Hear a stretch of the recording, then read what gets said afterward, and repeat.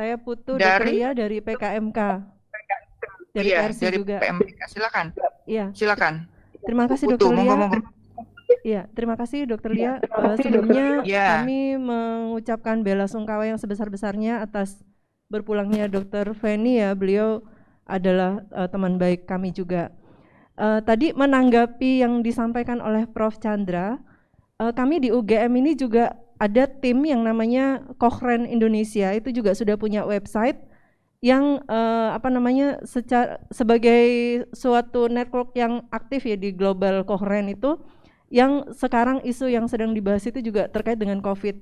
Jadi tim Cochrane Indonesia yang sekarang ini berpusat di FK UGM sekarang sedang membentuk forum manajemen COVID yang secara aktif membahas mengenai perkembangan COVID ini dari berbagai aspek, terutama dari aspek klinis. Jadi banyak evidence baru yang misalnya ditemukan secara klinis, itu kemudian bagaimana itu dipublikasikan, kemudian juga bagaimana berbagai pengetahuan yang terkait dengan COVID, cara penanganannya, treatmentnya, dan segala macam yang terkait dengan aspek klinisnya itu dikelola dan kemudian oleh teman-teman di Cochrane Indonesia ini, lalu setiap hari ya selama minggu-minggu ini akan melakukan webinar untuk mendiseminasi berbagai hasil-hasil tersebut.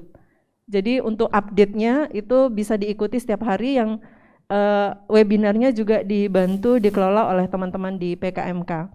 Mungkin demikian update dari kami.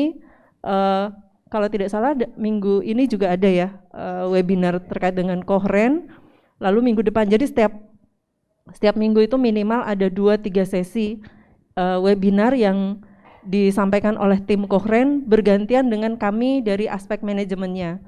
Jadi mungkin Bapak Ibu yang berminat bisa mengikuti melalui link-link yang akan kami selalu sebarkan untuk update-update-nya. Demikian informasi dari kami, Bu Lia. Terima kasih. Selamat siang. Bu Putu, terima kasih banyak. Jadi tadi dari Cochrane ya, dari UGM itu juga punya satu channel atau satu arahan lagi yang kita bisa buka tiap hari bahkan ya Bu Putu ya. Mudah-mudahan nanti terinformasikan kepada semuanya. Baik, saya ada 2 pertanyaan ini untuk disampaikan kepada Pak Sis.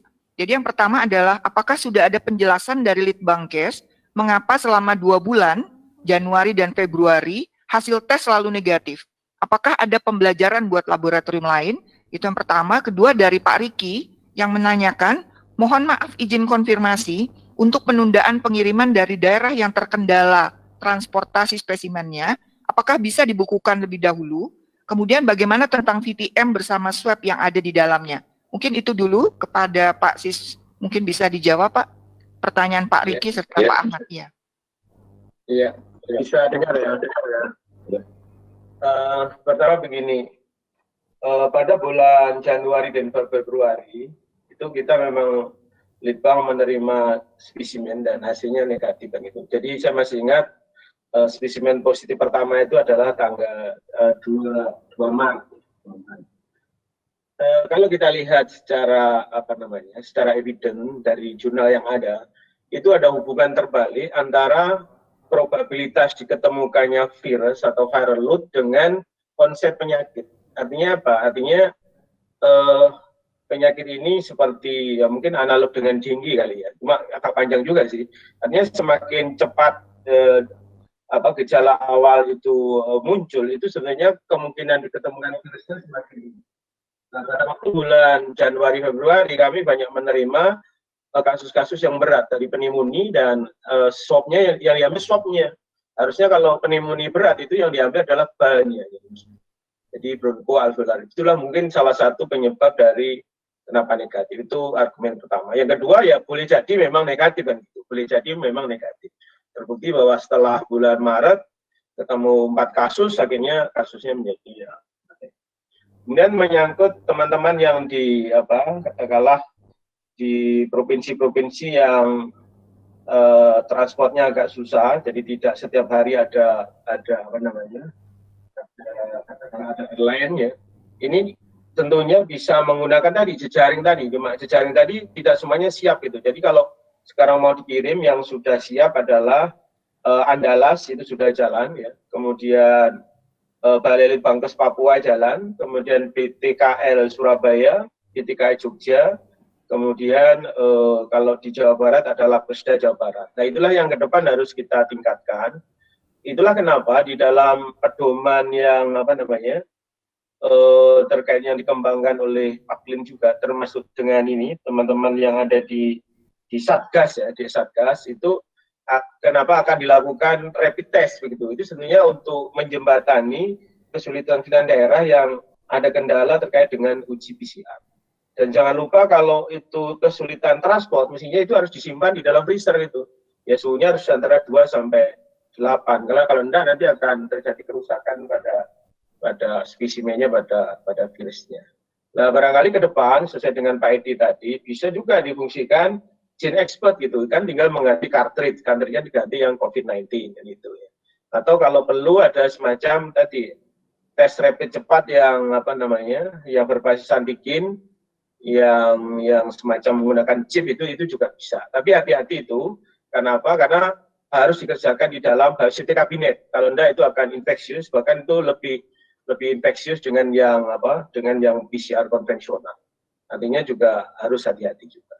Itulah berbagai masalah. Jadi ini saya setuju dengan Pak Laksono. Ini adalah sesuatu yang surge naik begitu dengan cepat. Ya pasti kita artinya harus bersama-sama gitu. Tidak boleh saling menyalahkan. Ini kenapa kedodoran ini. Kalau saling menyalahkan tidak akan ada solusinya. Intinya harus bersatu bersama-sama. Terus bagaimana menyelesaikan itu bersama-sama. Jadi percuma kalau saling menyalahkan. Tidak ada gunanya. Saya kira begitu.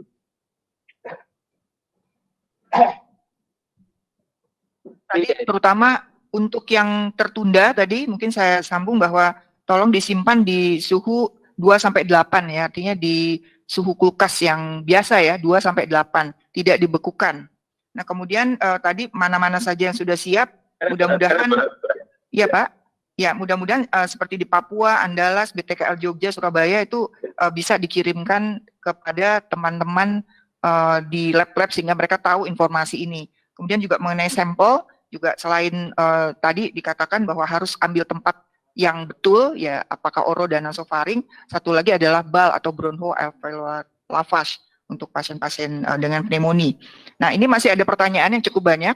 Ada yang masih mau bertanya langsung atau nanti saya bacakan, bisa dihilangkan itu pertanyaannya biar satu pertanyaan juga tadi, coba di ini kan. Nah dari pertanyaan bagaimana distribusi rapid test. Apakah semua rumah sakit daerah mendapatkan rapid test dari pemerintah? Ini apakah Pak Sis juga bisa menjawab Pak? Untuk bagaimana pembagiannya rapid test tadi? Ya, sebetulnya itu bukan bagian saya, tapi saya tahu ya. Jadi itu sebenarnya bagiannya Pak Dirjen Yankes atau Bu Inko. Tapi saya tahu bahwa hampir semua provinsi sekarang sudah didistribusi rapid test ya. Cuma barangkali ada sebagian yang sudah masuk rumah sakit, tapi ada sebagian yang belum masuk rumah sakit. Tapi sudah berdatangan, termasuk APD. Jadi posisi sudah didistribusi hampir seluruh provinsi di Indonesia. Ya. Jadi tambahan bahwa memang sudah mulai dibagikan, baik itu APD, baik itu rapid test ke seluruh Indonesia. Dan menurut informasi, pembagiannya adalah melewati Dinas Kesehatan. Begitu ya Pak Sis ya? Jadi mungkin untuk informasinya silahkan teman-teman menanyakan kepada Dinas Kesehatan setempat. Dan bagaimana pembagiannya mungkin ini juga harus koordinasikan dengan baik. Baik, ada pertanyaan lagi mungkin kepada Dr. Yuli, yaitu mengenai rapid test ini. Bahwa kalau rapid test antibodi positif, maka terbentuk kekebalan dalam tubuh pasien. Apakah masih berpotensi untuk menularkan atau tidak? Ini mohon Dr. Yuli, dan selanjutnya nanti ada pertanyaan juga, apakah genotyping SARS-CoV-2 dari pasien yang positif itu di Indonesia sama tidak dengan di Cina atau di negara lain? Apakah sudah ada mutan? Kemudian masih ada lagi, jika rapid test antibodi dan antigen negatif dan klinis mendukung ODP atau PDP, apakah tidak perlu konfirmasi lagi dengan PCR? Kemudian masih ada lagi pertanyaan, tapi baik kita potong 3 dulu. Ya, silakan Dr. Yuli. Terima kasih Dr. Lia. Pertama pertanyaan Ibu Ayu Agustina mengenai apakah kalau sudah terbentuk antibodi itu ada kekebalan dan apakah masih berpotensi menularkan. Dari grafik yang saya compile dari 2 penelitian sebelumnya, di luar, yaitu di Cina dan di Jerman, bisa dilihat bahwa antibodi itu bisa timbul pada saat masih ada virusnya di dalam saluran napas. Ya, kelihatan seperti itu. Jadi kita tahu antibodi itu ada, walaupun namanya antibodi, ternyata tidak semua antibodi itu memberikan proteksi pada individu yang punya antibodi itu. Tergantung sifat antibodinya, apakah dia antibodi yang bisa menetralisir atau yang bukan. Seperti contohnya hepatitis C. Hepatitis C, untuk diagnosis hepatitis C kita pakai antibodi terhadap hepatitis C, tapi dianggap kalau ada antibodinya dianggap orangnya masih sakit malah. Lain dengan anti HBs pada hepatitis B, itu antibodi terhadap komponen S antigen dari hepatitis B. Kalau ada anti HBs dianggap orang ini kebal terhadap hepatitis B. Jadi interpretasi antibodi itu macam-macam. Kita belum tahu antibodi yang dikeluarkan oleh SARS-CoV-2 ini protektif atau tidak protektif. Tapi yang pasti kita belum bisa menjamin bahwa kalau ada antibodi bahwa dia sudah tidak menularkan saat ini. Jadi satu-satunya saat ini yang kita bisa lakukan adalah memastikan memang virusnya sudah tidak ada dalam saluran napas pasiennya atau individu yang membawa virus tersebut. Makasih. Kemudian pertanyaan berikutnya adalah dari Dr. Osman Sianipar, sejawat dari Jogja. Tapi sepertinya ini saya nggak punya datanya, Dr. Osman. Mesti ditanyakan pada mungkin Pak Siswanto. Ya, mungkin Pak Siswanto nanti yang bisa menjawab. Pertanyaan ketiga adalah dari Bayu Adi. Jadi kalau rapid testnya antigen atau antibodinya negatif, tapi klinis mendukung, apakah tidak perlu dikonfirmasi? Saya rasa tetap perlu dikonfirmasi, tapi langsung pasiennya tindak dulu aja sebagai PDP, ya. Jadi supaya tidak terlambat. Tapi tetap kita perlu konfirmasi, jangan sampai kita miss apa seharusnya positif tidak tahu. Ya, terima kasih. Terima kasih. Pertanyaan tadi Dr. Yulit dari Pak Yongki, coba Pak Yongki. Pak Yongki menyatakan pertanyaannya adalah apakah bila orang tersebut, maksudnya apakah ada carrier di sini? Tadi kan kita singgung dihubungkan dengan hepatitis C, hepatitis B. Nah sekarang kalau misalnya carrier, apakah ada yang carrier? Kita juga belum tahu, tapi mungkin kita belum tahu. Tapi kan ada yang tanpa gejala nih. Iya. Kita tahu bahwa sudah ada laporan tanpa gejala. Nah mereka itu yang carrier. Iya. Cuma berapa lama bisa jadi carrier? Itu good question, belum ada jawabannya. Terima kasih. Baik. Kemudian tadi pertanyaan Dr. Osman Sianipar. Dr. Osman, apa kabar dari Sarjito ini?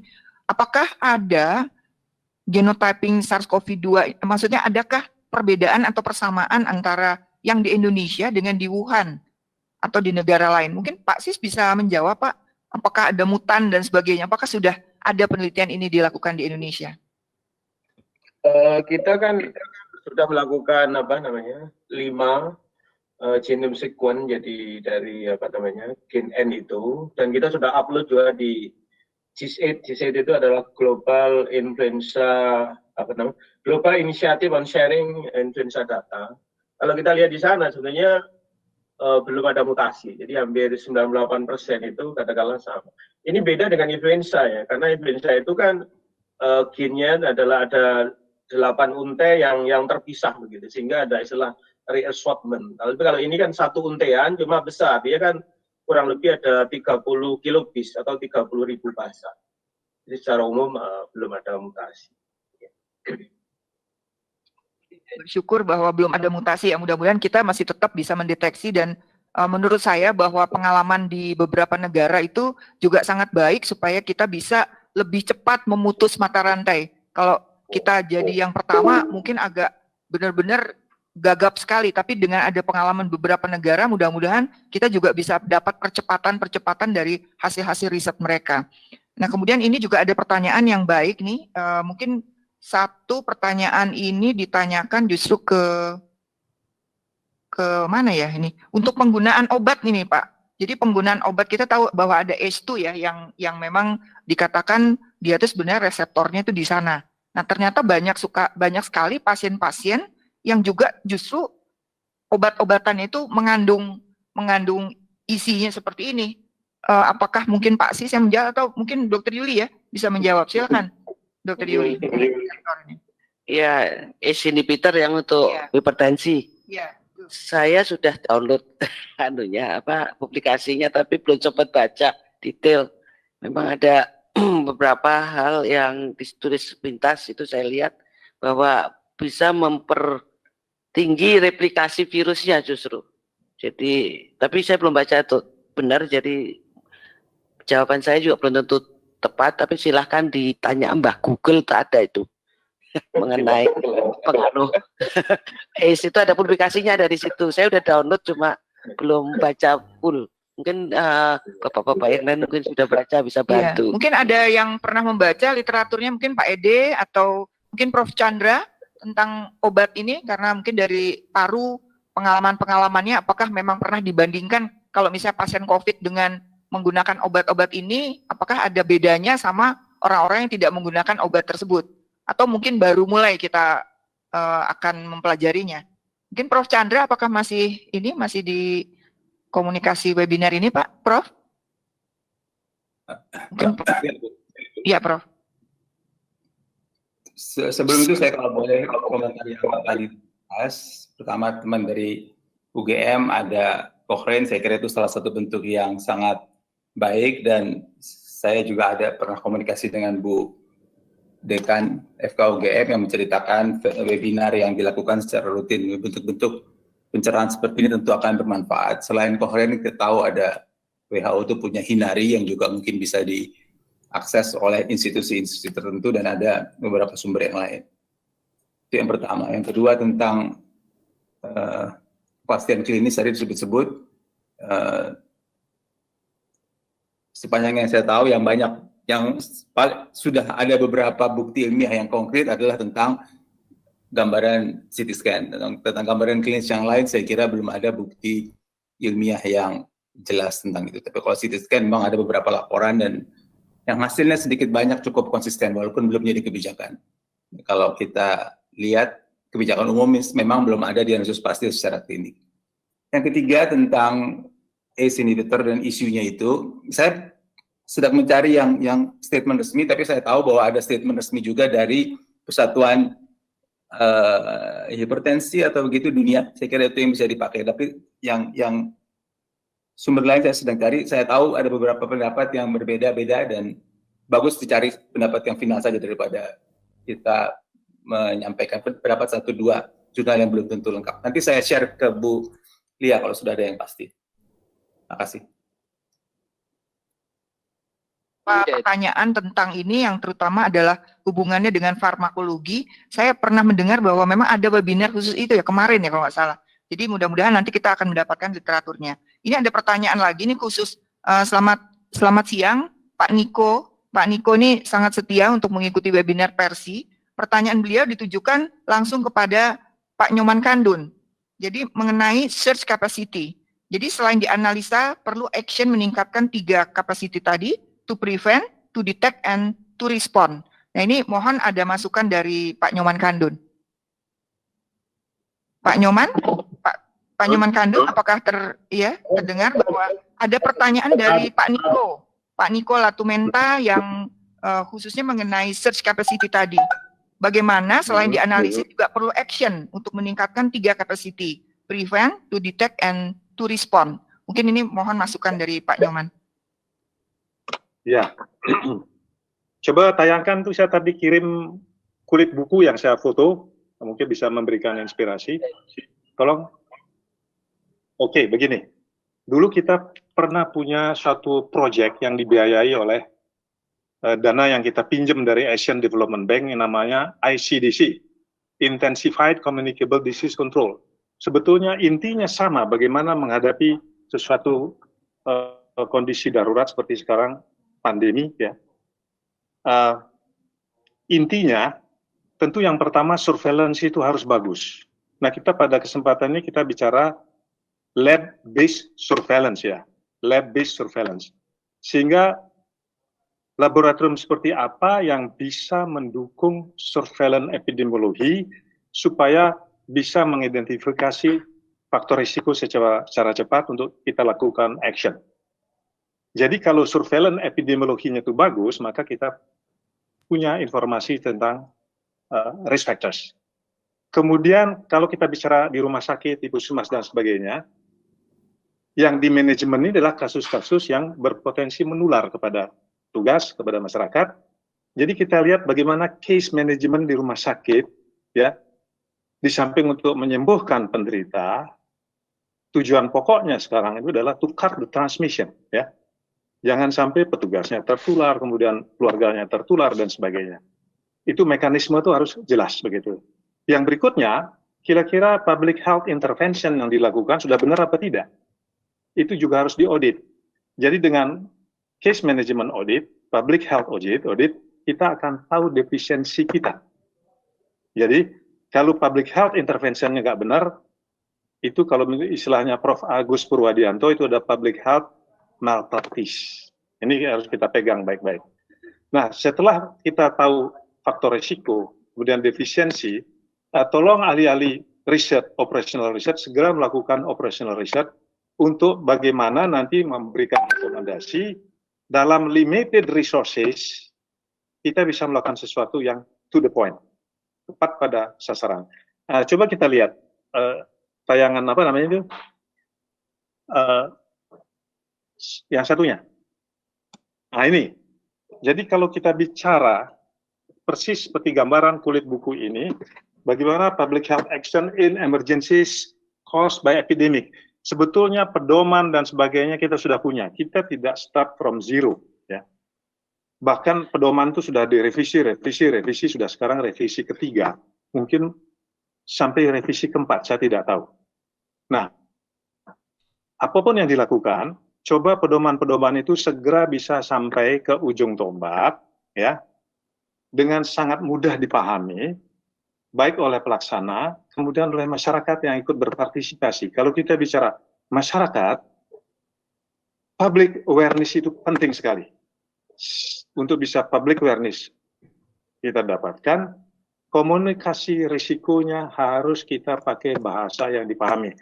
Jangan pakai bahasa-bahasa kita yang ahli epidemiologi, lalu kita bicara ya bahasa yang bisa dipahami oleh masyarakat luas. Dikemaslah ilmu-ilmu kita yang spesialistik itu ke dalam bahasa yang mudah dicerna oleh masyarakat. Nah, saya mengikuti medsos dan sebagainya, banyak sekali terus mengutip jurnal ini, benarkah ini, benarkah itu. Nah, disinilah yang saya sarankan, kesempatan untuk memperbaiki sistem yang sudah kita miliki, kemudian opportunity juga untuk membuat sesuatu yang baru. Karena ini pengalaman baru, kita bicara novel ya, dan sebagainya. Tentu pengalaman SARS, pengalaman H5N1, kita membangun RSPI dengan ruang isolasinya itu, cukupkah? Kalau cukup, bagus. Kalau kurang cukup, apa yang kurang? Sekaranglah opportunity yang kita perlukan untuk membangun dunia kita rogoh sakunya, karena ini wabah pandemi tidak mengenal batas teritori administrasi negara. Mungkin demikian. Jadi manajemen pun khas, tidak manajemen normal. Terima kasih. Ini masih ada pertanyaan lagi untuk saya, mungkin saya sampaikan kepada Pak Sis, bagaimana regulasi penggunaan ready-use kit berbasis PCR yang saat ini beredar dengan berbagai macam gen target. Apakah dapat juga digunakan oleh lab, rumah sakit, klinik, atau jejaring lab rujukan? Itu mungkin Pak Sis bisa menyampaikan masukan, Pak. Dan terus terang saya tidak tahu persis spek alatnya ya, tapi kalau saya lihat di YouTube itu ada memang yang semacam rapid PCR gitu dengan menggunakan chips begitu, yang ada yang di YouTube itu dalam waktu 3 jam kalau nggak salah. Kalau mungkin katakanlah rumah sakit mau mengadakan supaya cepat, saya kira juga tidak masalah, cuma hati-hati itu lebih terbuka dari yang PCR konvensional, artinya biosafety dan biosecurity-nya harus dijaga betul itu saya kira. Ya. Itu makanya kan harus pakai pakaian APD lengkap, pakai Google dan sebagainya. Ya, saya kira itu. Ya. Coba begini, merespon Pak Nyoman tadi, kalau boleh saya sampaikan, kita sebenarnya kan sudah ada Satgas ya, Satgas tentang penanganan COVID ya, itu melalui instruksi Presiden ya, yang terbit sejak tanggal 19 Maret ya, dan melibatkan seluruh komponen kementerian lembaga. Jadi artinya Kementerian Kesehatan itu hanya bagian dari unsur Satgas itu. Itulah kenapa sekarang press conference dan sebagainya itu adanya di BNPB. Jadi di Badan Nasional Penanggulangan Bencana yang dipimpin oleh Pak Doni Monardo. Dan kebetulan juga Pak Doni sudah sangat memanfaatkan, mendayagunakan gitu pakar-pakar epidemiologi, termasuk ada Prof. Wiku, ada macam-macam, ada Prof. Ari, ada Prof. Amin, termasuk saya ada di situ. Jadi sekarang lebih holistik, dan di dalam mobilisasi sumber daya itu sudah satu. Cuma barangkali yang perlu ini masih menjadi katakanlah diskusi di tingkat tinggi itu adalah apakah perlu semacam artinya kalau dalam tanda kutip lockdown atau tidak. Inilah yang masih menjadi perdebatan. Soalnya itu pertimbangannya memang katakanlah kompleks menyangkut para pekerja yang kerjaannya harian dan sebagainya, dan ini masih dipikirkan kan gitu, masih dipikirkan. Tetapi memang kalau menurut saya di dalam grafik itu kan ada, kalau kita tidak ada semacam slowing down the transmission, maka dia akan shoot naik ke atas begitu, akhirnya sistem layanan kesehatan kedodoran. Dokter kagak ada, kurang dan sebagainya. Tetapi kalau ada pencegahan transmisi yang efektif, maka dia akan menjadi landai begitu, sehingga sistem kesehatan itu menjadi katakanlah adekuat untuk menangani. Itu barangkali menjadi sesuatu yang penting. Saya kira itu, Bu. Jadi tadi kalau kita ini kan memang banyak sekali yang harus kita kerjakan ya. Walaupun kita ternyata sekarang sudah punya Satgas, tapi memang harus Satgas itu mungkin perlu kita bantu, Pak, kalau saya lihat, karena Satgas ini kan sangat luas. Artinya memang dari Satgas pusat itu ada lagi Satgas kecil yang meminta masukan dari banyak pihak. Mudah-mudahan Persi dalam posisi ini bersama-sama dengan semua teman-teman juga bisa memberikan masukan. Jangan sampai Satgas begitu mau memutuskan agak bingung karena memang tidak dapat masukan yang tepat dari orang-orang yang memang seharusnya memberikan masukan. Nah, ini ada pertanyaan lagi kepada Dr. Yuli mungkin. Saya ingin sampaikan, ada pertanyaan, coba tolong dibuka ininya, yaitu yang berkenaan dengan bahan pemeriksaan. Yaitu bahan pemeriksaannya ditanyakan apakah mana yang lebih baik, apakah bahan pemeriksaan ini berupa serum, ataukah berupa whole blood. Jadi terutama ini pertanyaan mengenai rapid test tadi, apakah mana yang terbaik. Ini pertanyaannya dari Pak Ferdian Musliansyah. Mana yang lebih baik sampelnya untuk rapid test antibody ya, terutama karena sekarang kan dibagikan adalah rapid test antibody dari sampel plasma atau serum atau whole blood. Karena reaksi imunologi bisa terjadi interferensi dari antigen eritrosit dan antigen leukosit. Kemudian pertanyaan lagi adalah mohon dijelaskan mengenai tadi bahwa ada gen expert, saya nggak sebutkan mereknya mungkin ya, adalah yang rapid berbasis molekuler. Mungkin juga bisa ditambahkan oleh Dr. Yuli. Silakan Dr. Yuli. Terima kasih Dr. Lia. Pertanyaan dari Pak Ferdian Mulyansyah, mana yang lebih baik? Sebenarnya kan darah kita itu isinya dua komponen, padat sama cair. Yang padatnya itu sel-sel darah, termasuk sel darah merah atau eritrosit. Kemudian yang cair itu adalah yang disebut plasma. Dan kalau plasma ini pernah beku, jadi faktor pembekuannya sudah dipakai, namanya jadi serum. Mana yang lebih baik? Sebenarnya sama, ya, jadi sama sebenarnya. Cuma kalau pakai whole blood yang darah masih lengkap selnya dan cairannya, di device-nya itu sudah ada saringannya, dia tidak akan ikut bereaksi. Ya, jadi device rapid itu semua disaring kalau pakai whole blood. Cuma untuk whole blood biasanya perlu ditambahkan suatu buffer. Kalau untuk serum tidak, atau plasma. Dalam pelaksanaan tesnya itu ada dua. Kalau whole blood biasanya perlu pakai tambahin buffer supaya mau mengalir serumnya. Dan volumenya juga berbeda, ya. volume whole blood dan volume serum itu akan berbeda.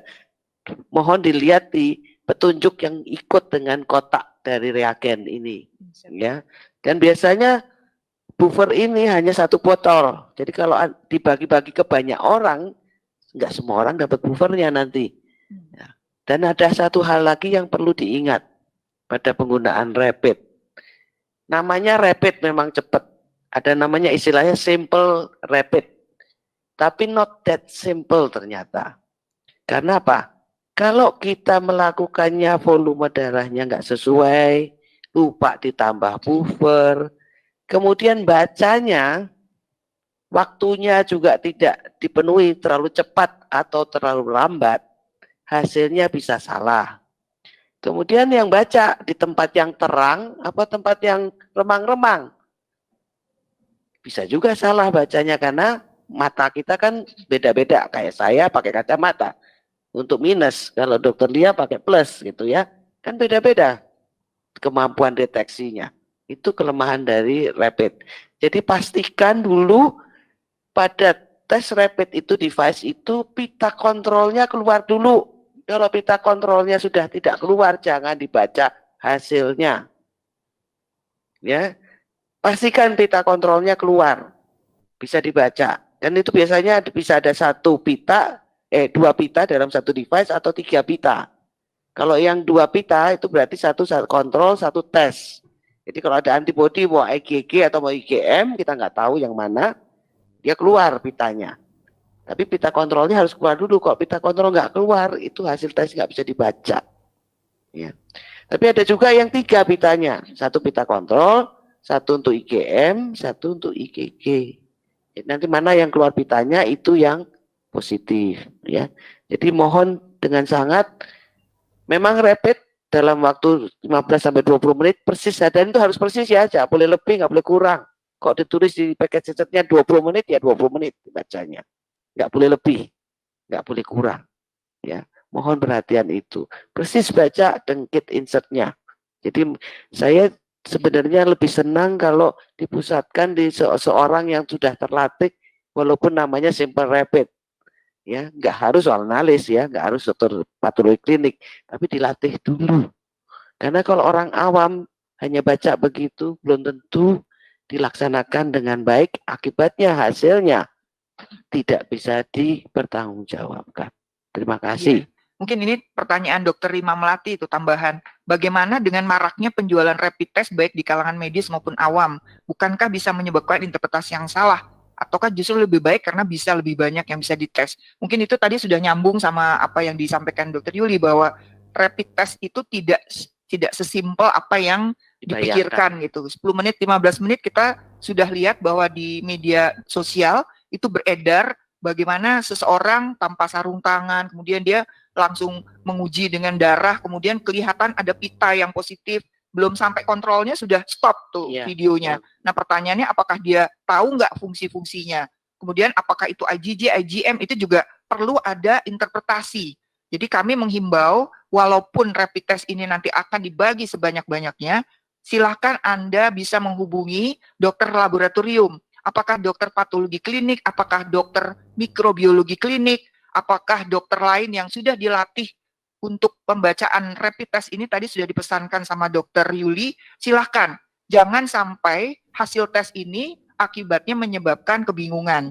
Dan satu lagi juga mungkin Dokter Yuli perlu ditambahkan bahwa sebetulnya harus ada informed consent ya. Bagaimana seperti sama dengan HIV dulu kan. Bagaimana kalau hasil positif, hasil negatif bagaimana, mungkin itu juga perlu ditambahkan. Mudah-mudahan kita juga bisa informed consent Dokter Lia, tapi penjelasan, edukasi. Bahwa negatif belum tentu negatif, positif belum tentu juga dia menularkan. Jadi edukasi itu, jadi seperti kita waktu awal dengan pemeriksaan HIV, kan ada pre-test counseling dan post-test counseling. Saya rasa itu perlu dijalankan di sini juga pada COVID-19. Mudah-mudahan nanti juga akan ada IT ya, sistem IT yang begitu hasil rapid test keluar itu akan terekam, dan kemudian bagaimana pemantauan untuk pasien-pasien yang sudah melakukan ini. Dan tadi ada pertanyaan tentang gene expert nih. Mungkin Dokter Yuli bisa, kok gene expert salah ya? Tes cepat molekuler ya. Dan ini bagaimana penjelasan penggunaannya. Dan kedua tadi ada masukan dari Bu Grace Wangge, Pak Sis, bagaimana? Apakah boleh di-approve Pak untuk dimasukkan dan disebar seluruh Indonesia? Tadi Prof. Chandra juga sudah menyinggung bahwa RDT ini untuk di daerah terpencil sangat dibutuhkan. Silakan Ya. Dr. Yuli, secara teknis bagaimana? Jadi tes cepat molekuler ini sudah dipakai sebelumnya untuk TBC, tuberkulosis ya. Di mana banyak sudah berapa? 900 sekian 90. mesin di seluruh Indonesia. Tinggal kita memang beli cartridge-nya saja. Dan keuntungan dari tes cepat molekuler ini adalah ternyata datang dengan buffernya dan swabnya.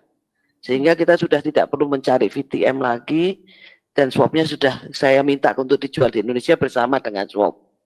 Sehingga kita nggak perlu, swabnya nggak ada, reagennya ada gitu, akhirnya nggak bisa dikerjakan. Dan buffer ini ternyata setelah dipelajari oleh teman sejawat saya, Dr. Francisca, spesialis patologi klinik, ternyata buffernya ini sudah menginaktifkan virusnya. Jadi keamanannya lebih daripada dengan PCR konvensional, ya, di mana ekstraksinya masih dilakukan di luar dengan cara terbuka. Jadi makanya diperlukan laboratorium dengan level safety 2, dan level safety 2 itu bukan hanya memiliki biosafety cabinet kelas 2, tapi banyak syarat lain yang diperlukan. Jadi untuk mengerjakan TCM ini cukup yang lab yang mempunyai BSC 2, Biosafety Cabinet 2, kelas 2, kalau bisa 2B, tapi 2A bukannya nggak boleh, 2A juga boleh, tapi pastikan terkalibrasi baik dan HEPA filternya masih utuh.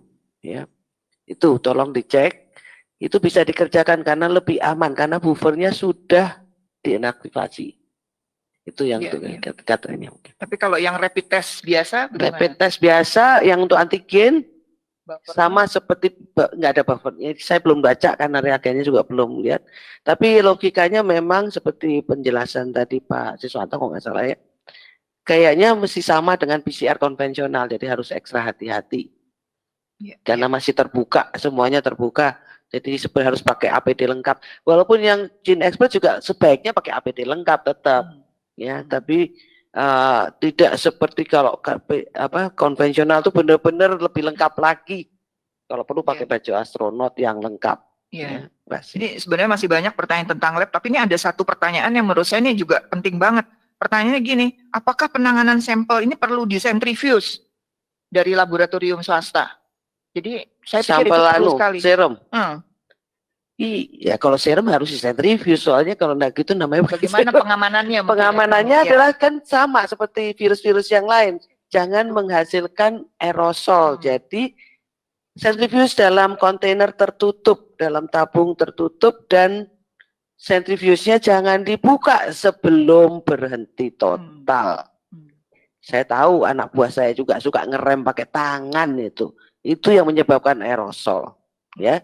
Jadi sentrifuge dalam tabung tertutup, seperti ya saya nggak banyak cara, tapi jangan tabung terbuka.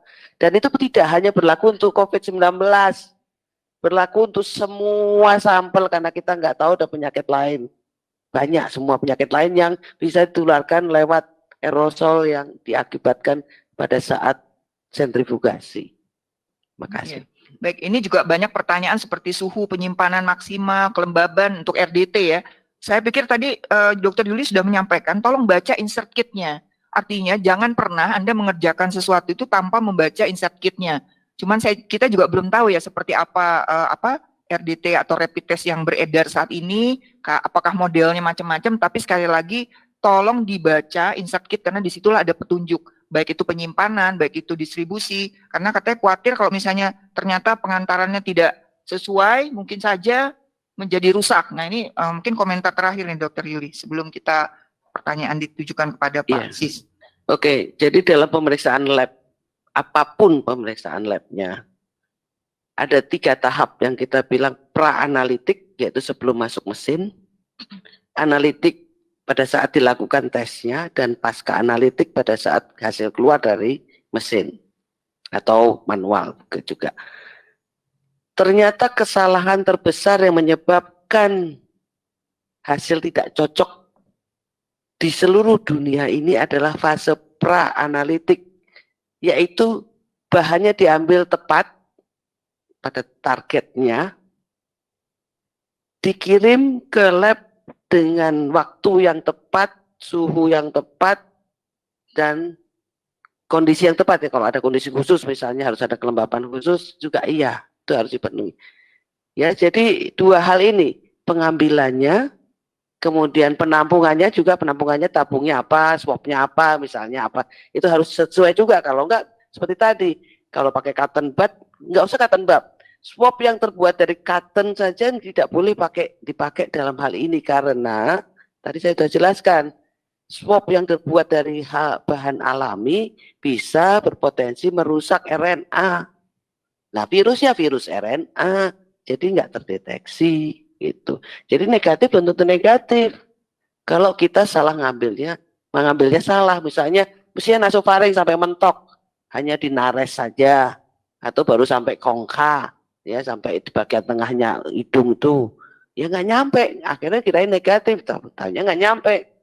Kemudian masukkan ke dalam PTM atau tidak, suhu pengirimannya selama di PTM ke lab itu juga harus dipenuhi semua. Kalau enggak, hasilnya jadi bisa negatif palsu, bisa positif palsu.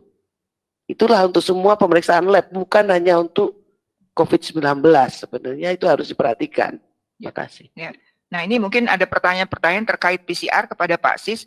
Jadi kebanyakan menanyakan bahwa dokter kan tidak tahu jenis reagen PCR apa yang digunakan oleh lab penguji.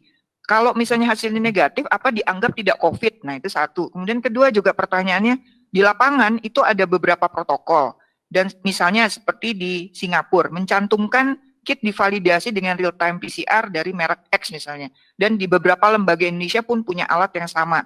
Apakah bila berbeda harus divalidasi? Mungkin pertanyaannya gini Pak Sis, apakah dengan berbagai macam metode PCR yang ada di dunia saat ini, perlukah ada validasi oleh Litbangkes? Itu pertanyaan yang banyak masuk. Dan kalau memang hasil PCR yang sudah dikeluarkan Litbangkes itu negatif, apakah kita sudah yakin bahwa itu negatif? Serba salah ya Pak Sis ya? Nunggu hasil kalau negatif, nanya lagi, benar nih negatif. Kalau positif, nanya lagi, benar nggak positif? Memang pusing Pak orang lab itu Pak. Silakan Pak Sis. Iya, jadi pertama saya tegaskan dulu seperti yang dijelaskan oleh Bu Yuli tadi bahwa pra-analitik itu penting. Jadi artinya ketepatan mengambil mengambil spesimennya. Jadi kalau nasofaringial ya nasofaringial, jadi harus tembus kepada faring diputar kan gitu ya. Kemudian orofaringial ya yang benar kan gitu ya. Kemudian dimasukkan dalam, cara ngambilnya juga benar, pakai takron ya, kemudian dimasukkan dalam VTM, itu sangat penting itu, pra-analitik itu, karena ini berbeda dengan memeriksa sampel darah. Kalau sampel darah itu kan homogen, kalau ini kan beda, jadi artinya ketepatan pengambilan itu menjadi penting. Nah, kemudian transportnya yang benar juga ya, suhunya pakai full box, kemudian sampai di lab terus baru diperiksa, jadi itu menjadi sangat penting. Kemudian bagaimana dengan ada banyak protokol tadi yang gitu. Sebenarnya kan pedoman WHO itu kan ada 6 protokol. Cuma tadi saya mengatakan yang dipakai oleh Litbang selama ini adalah protokolnya Jerman ya dan protokolnya CDC. Karena memang awalnya itu saya dapat primernya itu kan begitu ya. Karena bantuan dari CDC dan juga bantuan dari WHO. Nah, sekarang sedang beli karena sudah terlanjur itu ya kita pakai itu terus kan gitu ya. Tapi kalau teman-teman yang lain, misalnya UNER, kalau nggak salah pakai protokolnya Jepang ya. Jadi Jepang ada Institute of Infectious Disease ya. Saya kira nggak masalahnya. Jadi artinya protokol apa saja sepanjang itu sesuai dengan pedoman WHO, menurut saya boleh-boleh saja. Nah, terus kemudian apakah perlu diverifikasi oleh Litbang? Sejak adanya PMK tadi yang saya katakan tadi, tidak perlu. Jadi artinya tidak perlu diverifikasi. Hasil positif langsung sampaikan kepada rumah sakit dan dinas kesehatan untuk PE, rumah sakit untuk tata kelola kasus begitu. Cuma harus lapor kepada pusat supaya bisa dikompilasi sehingga oleh PHIOJ dijadikan satu sebagai laporan IAR termasuk kepada WHO.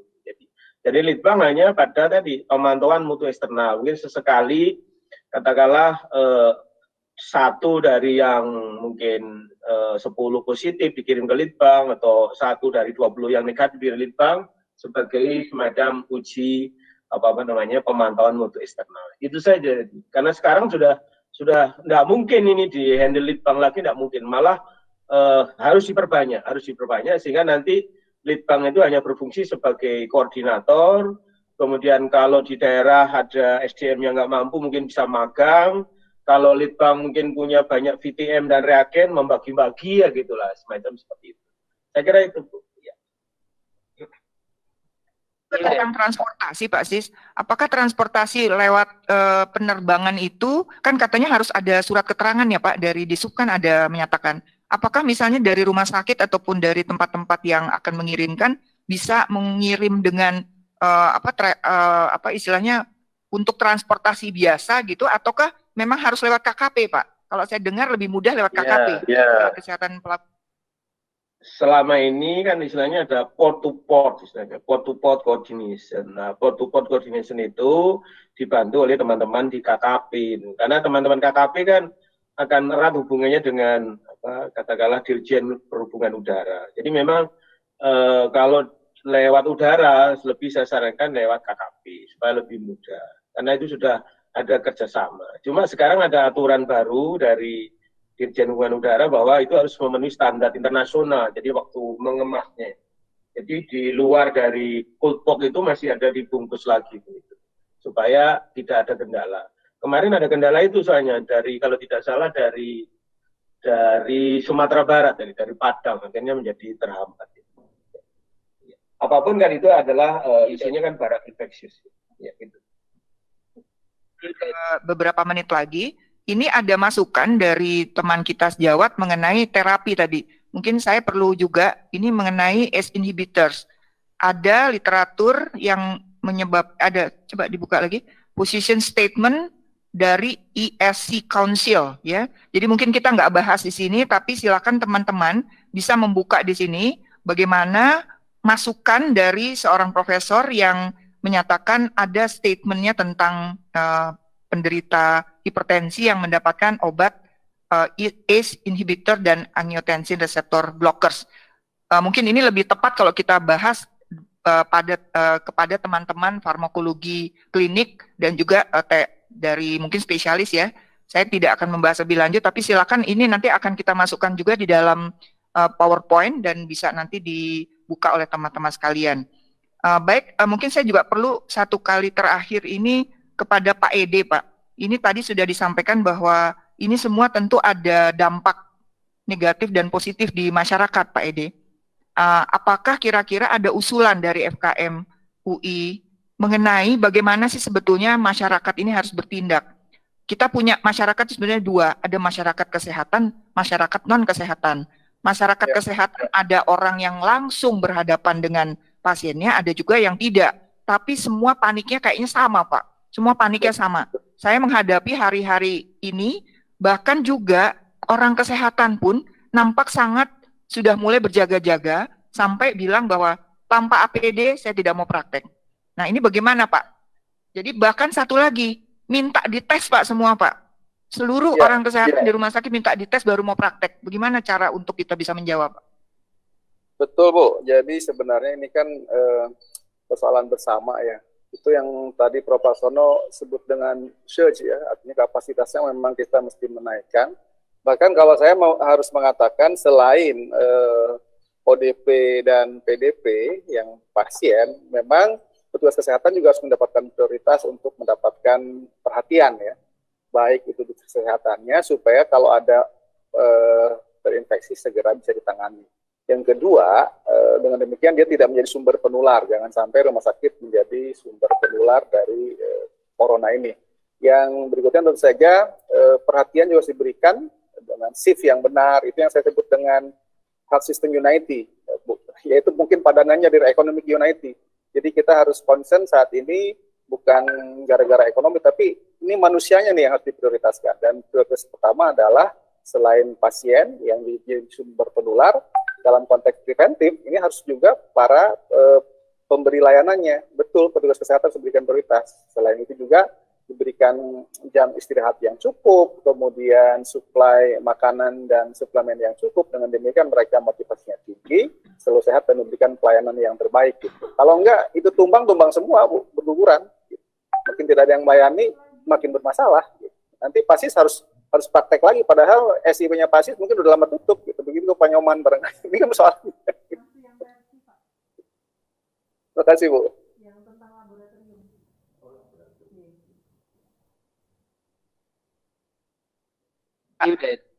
Memahami gitu bahwa tidak semua tes rapid itu tersedia saat ini, dan yang kedua juga kita terpaksa harus mempunyai prioritas mana yang harus dilakukan pemeriksaan, mana yang tidak. Bukan berarti tidak memahami kebutuhan dari teman-teman di rumah sakit, tetapi kita harus ada prioritas. Nah, mungkin ada dua masukan yang saya inginkan. Prof. Laksono, apakah masih ada? Sekaligus kami berterima kasih juga dengan adanya komunikasi dengan UGM sehingga ini bisa terlaksana. Dan terakhir nanti mungkin akan ada penutupan dari Pak Kunchoro. Silakan Prof. Laksono. Apakah masih di tempat atau Prof sudah mungkin siap-siap karena ada webinar yang lain ya? Prof. Laksono masih komunikasi enggak? Mohon maaf Bu masih Prof. Laksono tadi pamit karena harus mengajar di tempat lain, jadi beliau tadi pamit. Seperti itu. Terima kasih. Saya mohon kepada ini saya bacakan dari kesimpulan sementara ini bahwa ada beberapa langkah yang harus dikerjakan, tetapi mohon kiranya dari Pak Kunchoro, adakah yang ingin disampaikan Pak sebelum kita tutup dengan nanti kesimpulan yang akan saya bacakan? Pak Kunchoro masih di tempat? Iya Pak? Masih.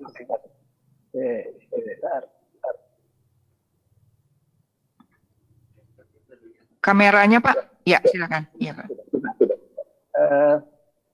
Terima kasih sekali, ini kiranya diskusinya memunculkan beberapa hal yang perlu kita tindak lanjuti bersama-sama gitu, bareng-bareng. Mungkin saya minta Bu Lia untuk melihat tadi ada banyak kata-kata kunci yang harus ditindaklanjuti. Baik itu yang sifatnya untuk public health secara menyeluruh, ada yang sifatnya klinisi, yang sifatnya klinis, dan sifatnya manajerial di rumah sakit itu sendiri. Tentu hal ini tidak mudah, perlu satu effort untuk kita semuanya, effort bersama-sama dengan pemerintah tentu saja, juga bersama-sama dengan akademisi, dengan perguruan tinggi, dengan perhimpunan-perhimpunan, dan sebagainya. Saya melihat bahwa paling tidak waktu yang sangat pendek dan di tikungan-tikungan yang paling tajam, kita bisa menciptakan sesuatu untuk bangsa ini. Tadi kita lihat, mungkin kita perlu evaluasi prosedur yang sudah ada, yang sudah disampaikan oleh Pak Nyoman dan juga Pak Prof. Chandra. Juga kita perlu juga melihat seperti source capacity, tadi sudah menyinggung masalah terkait dengan peran dari spesialis, suatu klinisi terhadap sesuatu yang lebih fokus lagi. Tentang tadi ACE inhibitor, ternyata masih menurut Pak Ede ini tadi masih debatable di tingkat dunia. Saya kira itu aja Bu Lia, tetapi yang penting kontinuitas dari cara seperti ini perlu kita jaga, dan mohon partisipasinya dari semua nih, para begawan yang ada di saat ini, dari perhimpunan, dari semuanya untuk berbagi di sini, dan fasilitas ini mohon juga dimanfaatkan oleh semua orang dari Nusantara ini, baik yang mengikuti lewat webinar, mau dari YouTube. Luar biasa pesertanya hari ini, dan mudah-mudahan ini bermanfaat untuk kita semuanya. Terima kasih Bu Lia, terima kasih narasumber yang aktif di sini, Pak Sis, Pak Nyoman Kandun, Prof. Chandra, Pak Ede, Bu Yuli, luar biasa. Pak Laksono juga yang telah meninggalkan tempat ini, dan Pak Broto Wasisto masih aktif kelihatannya mendengarkan. Semoga untuk Bu Ratna, Pak Pri juga luar biasa aktif terus mendengarkan, dan mohon nanti suatu saat Pak Broto Wasito, Bu Ratna atau Pak Pri untuk share vision di media ini agar semuanya bisa mendapatkan pencerahan dan perbaikan terus-menerus. Tentu pertemuan ini belum sempurna, mari kita sempurnakan bersama-sama. Kesempurnaan hanya milik Allah, kita berupaya yang terbaik untuk bangsa ini. Perangi COVID. Terima kasih. Wassalamualaikum warahmatullahi wabarakatuh. Sebelum kita akhiri, saya akan membacakan kesimpulan dari webinar kita hari ini, yaitu Yang pertama, bahwa kita sudah mendengarkan mengenai kebijakan pemeriksaan laboratorium COVID-19 yang ada di Indonesia. Bahkan sudah disampaikan bagaimana cara dari mulai sampling sampai dengan pengiriman dan juga metodologi apa yang digunakan oleh Balitbangkes dalam hal penegakan diagnosa selama ini di Indonesia. Kemudian kedua, dari Dr. Yuli disampaikan mulai dari bagaimana sih sebetulnya marker COVID-19, bagaimana virusnya itu sendiri, bagaimana teknis pengambilan khususnya mengenai rapid test tadi yang dalam waktu 1-2 hari ini, bahkan mungkin ada yang sudah melaksanakannya, bagaimana kira-kira perlunya interpretasi serta penjelasan kepada seluruh yang akan melakukan tes ini. Jadi mudah-mudahan tidak hanya sekedar dites, tetapi mendapat penjelasan kapan harus kembali dan bagaimana dia harus melakukan tindakan selanjutnya, apakah itu harus ada karantina mandiri mungkin, apakah harus mengikutinya dengan datang ke rumah sakit untuk pengecekan lebih lanjut dan sebagainya. Kemudian yang penting lagi adalah mengenai surveillance epidemiologi. Itu bagaimana mungkin nanti para ahli akan bicara mengenai di Indonesia itu mau seperti apa surveillance epidemiologinya. Apakah akan menggunakan laboratorium sebagai basicnya ataukah akan menggunakan cara lain. Tentu ini bahkan ditanya, kira-kira gimana sih katanya Indonesia itu kapan? Orang-orang tuh nanya Pak Ede dan juga Pak Nyoman, kapan Indonesia itu mengalami puncak COVID-19? Ditanyanya itu Pak.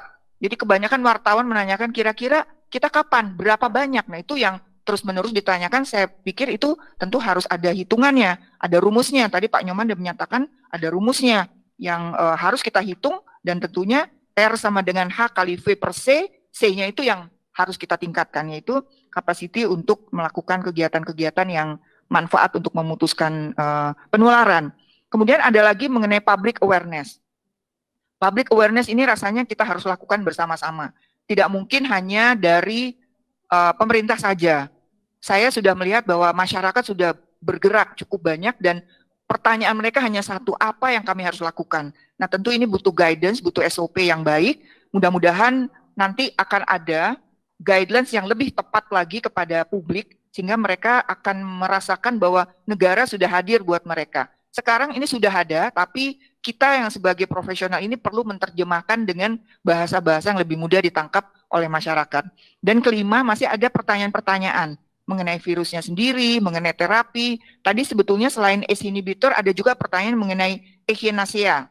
Jadi ini dua hal ini mereka bertanya sebetulnya gimana sih? Nah, jadi mungkin saya rasa kita harus ada pertemuan yang lebih khusus mengenai terapi ini. Kita tidak bisa jawab semuanya dari pertemuan singkat di webinar ini, tapi sekali lagi mungkin Persi mengucapkan terima kasih banyak kepada para narasumber, Pak Siswanto, Dr. Yuli, juga para pembahas, Pak Nyoman Kandun, Prof. Chandra Yoga, Pak Ede, Prof. Laksono, dan masih banyak lagi senior-senior yang saya tahu sudah mengikuti tetapi ingin berinteraksi langsung tetapi ternyata tidak memungkinkan. Tapi saya berharap bahwa Persi bisa menjadi corong atau bisa menjadi wadah tempat pertanyaan-pertanyaan Anda sekalian bisa dimasukkan kepada kami sehingga kami juga bisa menanyakan kepada para profesional yang lebih tepat dalam menjawabnya. Sekali lagi terima kasih banyak atas pertemuan hari ini. Mudah-mudahan webinar ini bisa bermanfaat buat semua. Sebelum kita tutup, kita mengikuti di India ya, katanya harus tepuk tangan panjang. Berapa menit ya Prof. Chandra katanya tadi. Kita tepuk tangan untuk para pejuang kesehatan di seluruh Indonesia dan mudah-mudahan pertemuan ini juga bermanfaat buat semua. Terima kasih. Wassalamualaikum warahmatullahi wabarakatuh. Selamat siang. Tepuk tangan masih lama katanya. 5 menit. Kalau 5 menit udah nggak disiarkan. Ya, terima kasih.